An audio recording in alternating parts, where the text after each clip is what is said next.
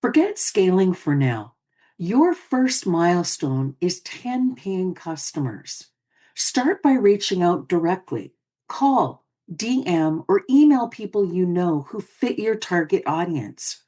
Offer them your product or service at full price, but make the experience personal. Ask for feedback after delivery. Those first 10 customers are more than revenue. They're proof your idea works. They'll give you testimonials, referrals, and confidence.